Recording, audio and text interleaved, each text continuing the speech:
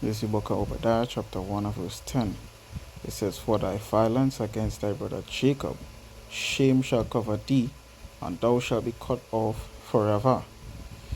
First and foremost, I'd like to give our praises to Yahweh, Bahashem, Yahweh Shai, Bahashem, Rakakodash, and double honors unto the apostles and elders of Great Millstone. Peace and salutations unto the 144,000 brothers and sisters who in this truth, Shalom. Alright, this is Brother Kyle here, back with another lesson to the spirit and power of Yahweh Shai. Lord willing, be edifying and to the point. Right, as you can see by the thumbnail, and I also want to show it here as well. Right, we've seen, Esau with a whip over, have a whip over the Jake. Yeah, so you see Esau with a whip over Jake back, and Jake, he's sweating blood. If you could really see it, because there's a lot of blood. So we know what's pursuing to this year slavery, and this is what's gonna reoccur for these devils, right? The time gonna come where they're gonna be in chains too, right? And they're gonna be like this. They're gonna flip the tables, gonna turn, right? Sorry, the video, but again, it says, For thy violence against thy brother Jacob, shame shall cover thee, and thou shalt be cut off forever. Right? So all the violence that it did unto us, with slavery being one of the few things that it did, but one of the main things, right? Because of that, shame shall cover thee. Why? Because there's various scriptures about the Lord bringing down Esau to the ground, and then they're going on to slavery and all these things, so they'll be feeling shame because there was once this great nation, right? And they say, thou shalt be cut off forever, right? Meaning to say what? They're not going to have any remaining at the house of Esau, as it said in verse 18 here, right to the bottom. And there shall not be any remaining of the house of Esau, for Yahweh had spoken it, right? So the violence that they committed against us, as I said, as you see the video title speaking about blood shall pursue thee, right? So let's also go to Ezekiel 35, where the title actually came from. Ezekiel 35 and 5, right? It reads, Because thou hast had a perpetual hatred, and hast shed the blood of the children of Israel by the force of the sword in the time of their calamity, in the time that their iniquity had an end, right? So remember, the Lord speak about, he was wroth with his people, wrath being the past tense of wrath.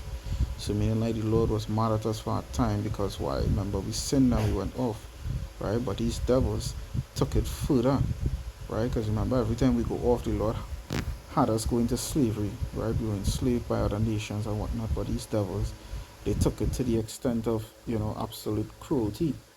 They fed their children to alligators, buck break your men. If you don't know what that is, you could Google it. It goes into, entering the man's back door. But not only just that, is that they will take the strongest man, and basically break his manhood like that in front of everybody. They will do it in front of everybody, So think about the bravest person whoever it is, and something like that is happening to them, that it's not only embarrassing, but it will break you, So it has so many things, That's why, knowing about your heritage and your history is important, because when you remember what these devils do, that's why they always like to say forgive and forget, or it's not them, it's their ancestors and all these different things. But hey, scriptures talk about you are your fathers, So it goes on, right, when it speaks about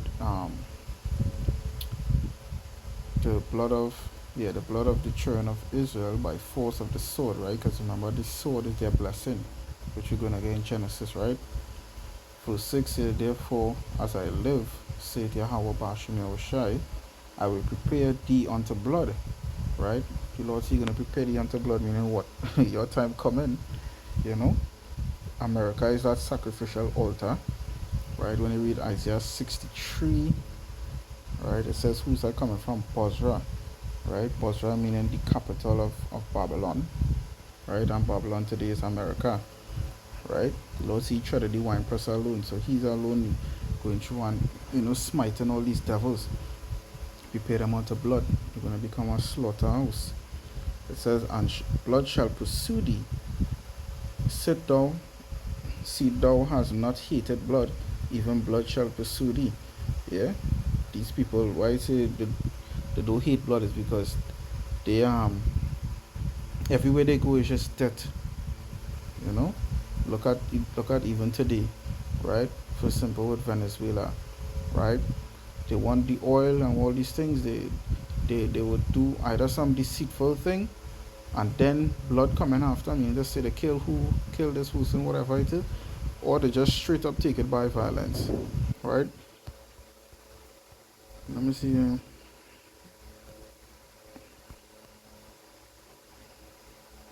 But in Micah 2 and 1, it says, woe to them that devise iniquity and work evil upon their beds. When the morning is light, they practice it, because it is in the power of their hand, right? So woe to them that devise iniquity. Iniquity means sin upon sin, that work evil upon their beds. Beds going back to what, like the tables and whatnot, when they're holding the summits and all these different things, right? When the morning is light, they practice it, meaning to say every day, every day, every day. If they don't cause some to fall, the scripture said that. If they don't cause some to fall. Let me see if I could get that. Yeah, the Proverbs 1:16, it says, for they sleep not, except they have done mischief, and their sleep is taken away unless they cause some to fall. Right? So these people can't sleep, they can't rest. Um, I don't know if it's in other countries, but we have a scene in Trinidad. It's like, how we go, like you don't feel happy, or you don't feel good unless you do some kind of wickedness to somebody. It's a different ways you just say, but yeah, that's because even the scripture in John 8 and 44, the Lord say, yeah, your father the devil, because most of these tutors, well, all these tutors and them baptized with Esau's spirit. So like they follow suit with this. If they don't see somebody miserable, right, they can't rest, they don't feel good in their wicked spirit, right? If somebody do if something bad do happen to somebody, right? Because these are the wicked. So let's go back here. It says they practice it because it is in the power of their hands, right? Job 9 and 24. The earth is given into the hands of the wicked, right? So they are the wicked. The earth is given into their hands. This is their kingdom right now, because every other nation get a time to rule, and this is the last empire to reign before the Lord come back. Daniel 2 and 44 tells you that. So when you look at it, right, they have the power of their hand, because again, which you're gonna get in Genesis, they were blessed with the sword. So when it goes on to verse 2, it says, and they covered fields and take them by violence. Going back to the blood, they taken fields by violence and houses, and take them away. So they oppress a man and his house, even a man and his heritage. Right? They take the identity, well, they take our identity, they take the Japhites' identity, they take the Grecians' identity. Who's the next one? That's somebody else. Ethiopians, boy. Yeah. But they take a lot of people's identity. They claiming everyone's identity except their own. Right? And they will claim to say that, the Edomites done away with, or whatever it is. Because they know, if anybody is to read the Bible concerning the Edomites, they will know they are the wicked. But when you read the scriptures and you have the Holy Spirit to understand, you would know that, hey, the characteristics of Esau Edom fits these so-called white people. Right? They are the devil. The word devil just means deceiver. Right? When you read Revelation 12 and 9, you could get at. It says what? And the great dragon was cast. Yeah. The great dragon was cast out, that old serpent called the devil and Satan, which deceiveth the whole world. He was cast out into the earth, and his angels were cast out with him. And as we always say, this is the scripture where Christians just think, well, hey, the devil had a war with Satan, and the Lord thing, and he threw him down to hell, and all this nonsense. But this is actually a future prophecy, because that great dragon is speaking about Babylon the Great, right? They were cast out. meaning to say they were cast down to the ground. Isaiah 47 and 1 tell you that. Come and sit in the dust, O virgin daughter of Babylon. Right? They say that old serpent. So that's how you know he's speaking about from since way back then. The serpent that was in the garden. Right? They will call this super nation first because reincarnation is real. And that's one of the hardest concepts to believe, because believing and understanding reincarnation would unlock a whole level of different understanding to you. You know? Because once you know that, hey, these people were the super nation, then the devil come back as Cain, and then he came back as what? Esau, Edom, and going straight up the line. Right? Because you know Edom had descendants and whatnot, and then all throughout history you see what these devils do, they never did anything good. You know? So it said that old serpent called the devil, because the word serpent, it can mean a snake, yes, but even to this day we use the term it's a snake because why? The fake, the deceitful. When you search up the word serpent, it means a cunning, a sly, cunning, or treacherous person. Right? Devil. Devil means deceiver. Satan means adversary or enemy. You know? So if you call someone a devil or a Satan or a Satanist or whatever it is, they make it feel like, wait, why you call me a devil? Or you call me a Satan? But if that is the characteristics you fit, then hey, that is what you are. You know? So you say, which deceive the whole world? How they deceive the whole world? Through the philosophies and all these things. Through Revelation 18. Right? You see, he was cast out into the earth and the angels were cast out with him. As I said, it's a future prophecy. Right? So when Michael the archangel come, right, that is Daniel 12 and 1 to 2, I believe. Yeah, when Michael the archangel come, when Yahushai come, the angels, chariots, and then the elect, when they get beamed up and they transform, right, they're gonna overtake the earth basically and bring it back to righteousness. You understand? The angels is what, you know, Esau affiliates, you know, like all who we are fighting with him, whether it could be two-third shakes as well, because remember they're gonna be under the control of that RFID chip or whatever it is, as well as the other Edomites, other nations, all these different things. Anything against the Lord is Antichrist. You know? So that is what that really talking about. I'm not talking about, you know, Satan and, you know, the angels have white wings and Esau angels, or the evil angels or demons have black wings and all this other nonsense. No, that is not what I'm talking about. Right? So let's go to the Genesis. I think it was what, Genesis 21, right? Or 41. It's 41, 27. No, select. Alright, it's Genesis 27. I read from verse 38. It says, and Esau said unto his father, hast thou one blessing, my father? Bless me, even me, also my father. And Esau lifted up his voice and wept.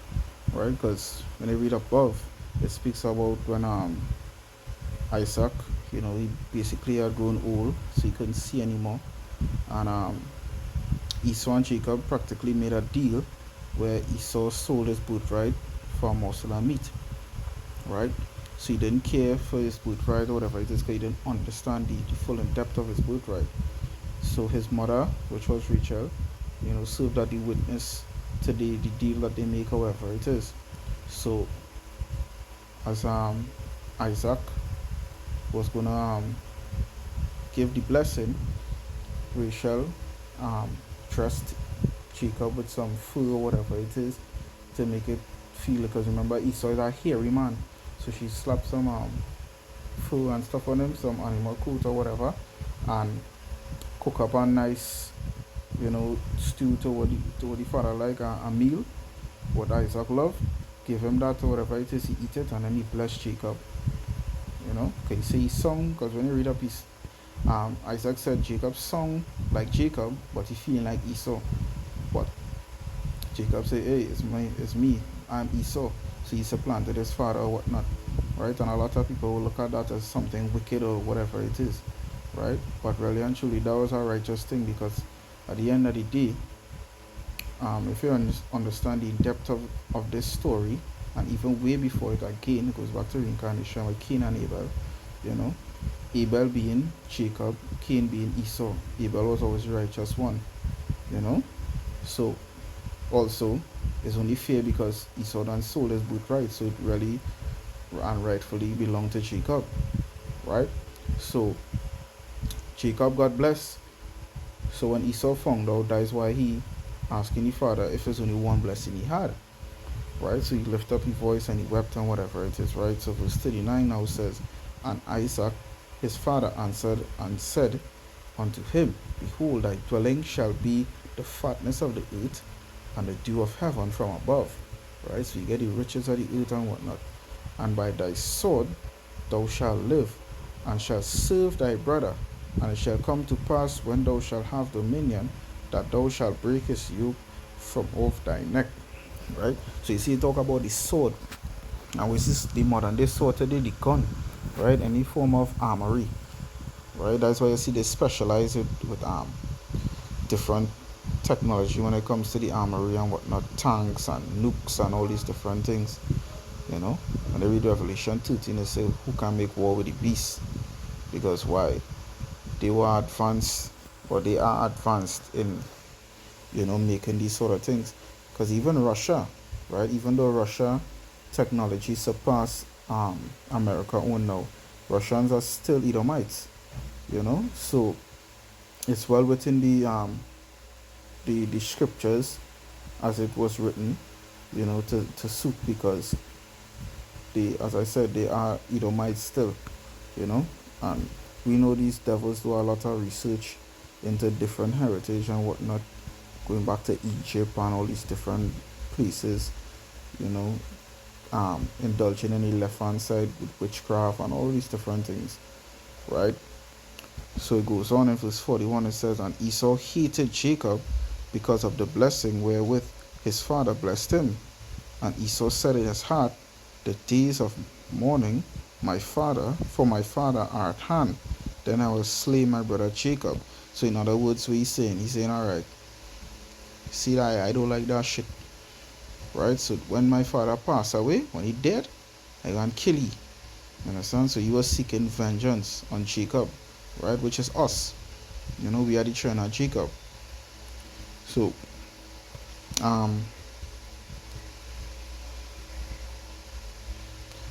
what should I was saying Richard all the time, Rebecca. Rebecca Salakia. I was not watching it in verse 42 here. Rachel is Jacob's wife. But yeah. So Rebecca now, like, as she found out about it, she sent Jacob, to go and stay somewhere else where he met his future wives and whatnot, right? But she did that because she knew that Esau wanted to kill Jacob. Now eventually, between the two, they made up or whatever it is. But that perpetual hatred, as we read in Ezekiel 35, is still continued, because why? Everything what these devils doing is to try and regain their heritage, Well, I shouldn't say their heritage, the so-called birthright, because it wasn't theirs to begin with, according to how the Lord wanted it set, But these devils, they realize that the Lord not dealing with them, so they trying to obtain it by their own means and by their own hands, So just as how the scriptures talk about how we're gonna have spiritual powers and all these different things. Like for instance, we will have chariots flying, right? These devils created what? Planes and all these different things. That one for the sea, that one for the air, that one for the land, all different types and whatnot, right? Whereas the Lord's chariot could go anywhere, right? It could go anywhere. It could move at any speed faster. It could maneuver anyhow. We saw videos with a plane, with Esau plane. They had to make a turn to come all around to make a U-turn. Whereas the Lord chariot could go so up, down, anyway. You understand? Without even mashing hard brakes or anything. It could literally just divert. So these devils really think that they're gonna obtain it. The scriptures talk about what the inward thought is, that the house is gonna continue forever. But Obadiah 1:3 says what? The pride of thine heart had deceived thee. you know, them that dwelleth in the clefts of the rock. So, pursuing to the blood, yet again, me get about two more precepts and close it off. Because all these scriptures that I quote, spirit heavy on it right now, because see when you're going on these devils is a serious thing. So there's Numbers 35 and 33. It says, so ye shall not pollute the land wherein ye are, for blood it defileth the land, and the land cannot be cleansed of the blood that is shed therein, but by the blood of him that shed it. Right? So these devils who shed our blood, the blood that they shed, which is our blood from since the beginning, which is again between Cain and Abel, because he shed Abel's blood, and then he disrespected the Lord and say, what, I my brother's keeper, mean to say like, well, I I I supposed to be watching over my brother, and the Lord stated that you're supposed to be a brother's keeper. So not only that he disrespected the Lord with attitude and whatnot, is that you outright break the law, and you're bold enough to tell the Lord that. So you get fucked. That is why the Lord take away his melanin in his skin. That curse. Right? The curse of Cain is when Esau was reborn. That is why he came out leprous. Right? But what he has is clean leprous. So he had no pigmentation, nothing. So he just peel. He look like he dying. But the Lord say, hey, the land can't be cleansed unless it's by the ones that did it. So they have to pay the price. Their blood have to shed for the land to be clean. Right? Let's back it up in Genesis 9 and 4. It says, whoso shedded man's 9 and 6 here. It says, whoso shedded man's blood, by man shall his blood be shed. For in the image of the Most High made he man. So if you kill a man, you are to die. And that is in Revelation 12. Is it Revelation 12 and 10? No, I can't remember. I think it's Revelation 12.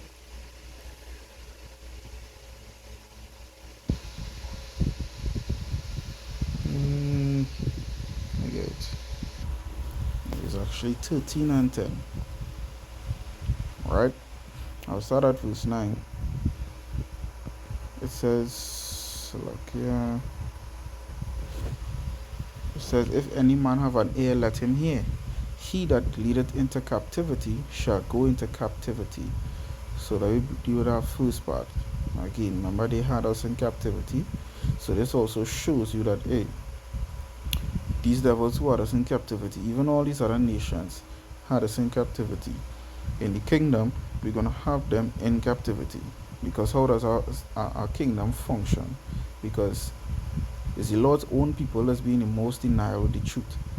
Because they so want to save the so-called white man. Right? Anytime we speak against the white man, they always quick to say, oh, but why all against the white people and this and that and all these things and kill them dead? That these devils actually like them. They will say, no, it's the more ones in government, they the wicked ones. Right? White and normal white people, like I have white friends and things. And no, it's one out of two things, right? Either one, they just being deceptive. They truly don't like you, but they are wrong for either the amusement or the gain or whatever it is. Or two, that person just look like a Edomite and is really a Jake. You understand? But really and truly, hey, these people do not like you. They don't like you. So one way or the other, these nations gonna go into captivity. Because just like how we serving them right now, we in their kingdom. So we serving them. Our kingdom is always our servants. So when we go in the kingdom now, they're gonna be serving us. Deuteronomy 28 and 1 tells you that. Let me pull it up quick. The Lord said that, right? It says, and it shall come to pass, if thou shalt hearken diligently unto the voice of the Lord thy power, to observe and to do all his commandments which I command thee this day, that Yahweh thy power will set thee on high above all nations on the earth. Above, he didn't say on the same level or anything like that. He said he will set us above. right? And there's many scriptures will tell you about that. The Lord will choose Israel. The Lord didn't know any other nation. He gave his law, statutes, and commandments to the Israelites only. All these different scriptures proves that it's Israel the Lord dealing with. So when we reach in the kingdom now, we no longer going to be capable of sin because our body's going to change, right? So we're going to be more stronger than ever. We're going to be immortal, whilst these other nations going to be dying, you know, reborn, whatever it is, just like how they live in life right now. That's how they're going to be. Whereas we're going to be immortal, and the place going to be dwelling in righteousness. So whereas we are at the top, it's just like keeping it in the royal family, just like these devils keeping it right now. Because they know, well, okay, they want to strictly keep it with Edomites. They don't want to make the mistake and bring in a cheek when they thinking there's a Edomite the whole time, even though it's a cheek's wicked enough to think, but not to the extent that these devils, right? Because they follow the lineage, following the reincarnation mind, whatnot, because these devils have history upon, where they come from on all these different things. You understand? So that is how our kingdom does run. You're gonna have the royal family, the king, the queen, children, X, Y, and Z, and then it must have subjects. So it's a he that killeth with the sword must be killed with the sword, right? So they murdered us, so we're gonna do the same thing to them. You know, when the Lord come back, a whole set of them gonna die out, and the kings and the princes and whatnot gonna be bound with fetters of iron and whatnot. Because remember, they had to come back in the kingdom to repopulate the nation again, to come back to work as slaves. And after that 1,000 years slavery for them, gonna cut them off. They're gonna be wiped out completely. That is why again in the Obadiah 1, I think it's 16, where it say it shall not have any remaining of the house of Esau anymore, because we're gonna wipe them out. It say here is the patience and the faith of the saints. Yeah, we waiting patiently on that, and we have faith that they're gonna come, because the saints are the Israelites. You know. So yeah, that's the topic. Blood shall pursue thee. These devils and them not gonna escape with all these treasonous things that they did over the years. You know. So I hope this lesson was edifying through the spirit and power of Yahweh Hashem Yahushai. Until next time, I say shalom and a bad babal to these devils and this place.